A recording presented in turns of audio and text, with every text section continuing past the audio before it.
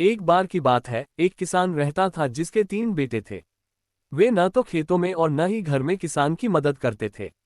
किसान 60 साल का था, वह बहुत थका हुआ था, लेकिन एक दिन किसान ने अपने बेटों से कहा कि खेतों में एक खजाना है, लेकिन वह नहीं जानता कि उसने अपनी बुढ़ापे के कारण इसे कहाँ रखा है। जब बेटों ने ये सुना तो वे खेत की ओर दौड़े और खेत जोतने लगे, लेकिन दुख की बात है कि उन्हें कोई खजाना नहीं मिला। जब उन्होंने किसान को इसके बारे में बताया तो उसने बेटों से कहा कि खजाना जमीन में और गहराई में चला गया होगा। हम इसे बाद में प्राप्त कर सकते हैं, लेकिन चूंकि आपने पहले ही खेत जोत लिया है, इसलिए कुछ बीज बो दें।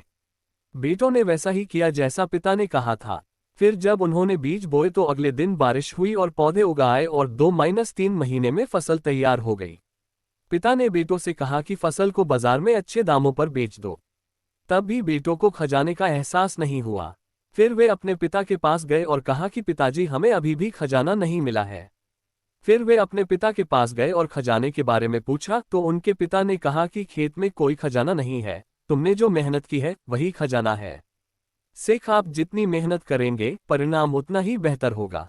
जीवन में सफलता के लिए कोई शॉर्टकट नहीं होता है। ऐसे ही और नए वीडियो देखने के लिए हमारे चैनल को सब्सक्राइब करें।